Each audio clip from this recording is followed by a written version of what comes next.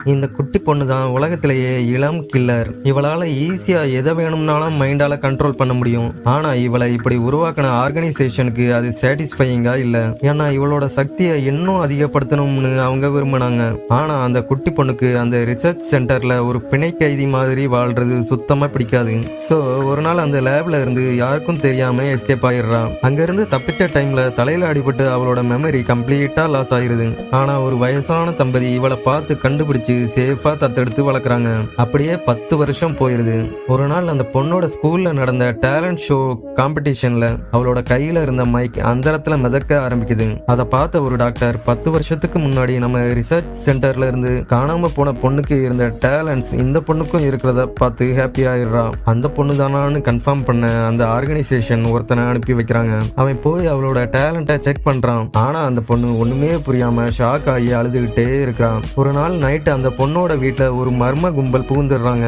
அவங்க அந்த பொண்ணோட ஃபேமிலிய நைஃப் எட்ஜில் வச்சிருக்காங்க. ஃபேமிலி டேஞ்சர்ல இருக்கிறதால அவளோட கண்ட்ரோலை இழந்து அங்க வந்த ரவுடி பசங்களை எல்லாம் கண்ணாலேயே போட்டு தள்ளுறா. இப்போ அவளை செக் பண்ணவன் வீட்டுக்குள்ள என்டர் ஆகி இவதான் லேப்ல இருந்து 10 வருஷத்துக்கு முன்னாடி தப்பிச்சு போன பொண்ணுன்னு கன்ஃபார்ம் பண்றான். ஃபேமிலியில எல்லாரும் டேஞ்சர்ல இருந்ததால வேற வழியே இல்லாம அவன் கூட மறுபடியும் அந்த ஆர்கனைசேஷன்லயே போய் ஜாயின் ஆகுறான். டாக்டர் அவளை பிடிச்சு ஒரு சீரமை இன்ஜெக்ட் பண்றாங்க. உடனே அவளோட ஓல்டு மெமரிஸ் எல்லாம் இப்போ ஞாபகத்துக்கு வருது.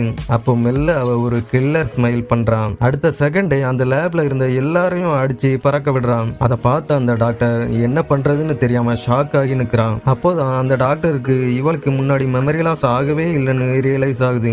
ஆக்சுவலா ஷாக்கிங்கான நியூஸ் என்னன்னா, கொஞ்ச நாளைக்கு முன்னாடி அந்த பொண்ணை ஹாஸ்பிட்டல்ல செக் பண்ணி பார்த்ததுல 10 வருஷத்துக்கு முன்னாடி அந்த ஆர்கனைசேஷன்ல இவளோட பவரை ஏத்துறதுக்காக கொடுத்த மெடிசின்ஸால ஒரு கொடூரமான சாக போகிற வியாதியால அஃபெக்ட் ஆகி இருக்கான்னு தெரிய வருது. இன்னும் 1 மாசம் மட்டும்தான் அவ உயிரோட இருப்பான்னு டாக்டர் சொல்லிடுறாங்க. ஆனா அந்த டிசீஸை குணப்படுத்துற மருந்து இந்த டாக்டர் கிட்ட தான் இருக்குன்னு இவளுக்கு தெரிஞ்சிருக்கும். சோ மெடிசினுக்காக அந்த பொண்ணே வாண்டடா வந்து இந்த ஆர்கனைசேஷன் டீம் கிட்ட சிக்கி இருப்பான். இப்போ அந்த டாக்டரை பிடிச்சு வச்சு மெடிசினை தேடிக்கிட்டு இருக்கிறான். அப்போ திடீர்னு எங்கிருந்தோ வந்து அந்த டாக்டரோட ஆளு அட்டாக் பண்றான். பதிலுக்கு இவ ஒரு பஞ்சு விட்டதுமே பறந்து போய் விழுந்துடுறான். கொஞ்ச நேரத்திலேயே அவ பின்னாடி கன்னை எடுத்துட்டு வந்து நிற்கிறான். ஆனா அந்த பொண்ணு ஈஸியா அவனோட மைண்டை கண்ட்ரோல் பண்ணி உன்னால எப்பவுமே என்ன கொல்ல முடியாதுன்னு ஒரு கத்தியை எடுத்து அவனோட நெஞ்சிலேயே இறக்கிடுறான். அவங்கள எல்லாம் டோட்டலா காலி பண்ணதுக்கு அப்புறம் அந்த லேப்ல இருந்து அவளோட உயிரை காப்பாத்துற மெடிசினை எடுத்துட்டு அங்க இருந்து கிளம்புறான். உங்களுக்கும் இந்த மாதிரி சூப்பர் பவர்ஸ் இருந்துச்சுன்னா என்ன பண்ணுவீங்கன்னு கமெண்ட்ல சொல்லுங்க.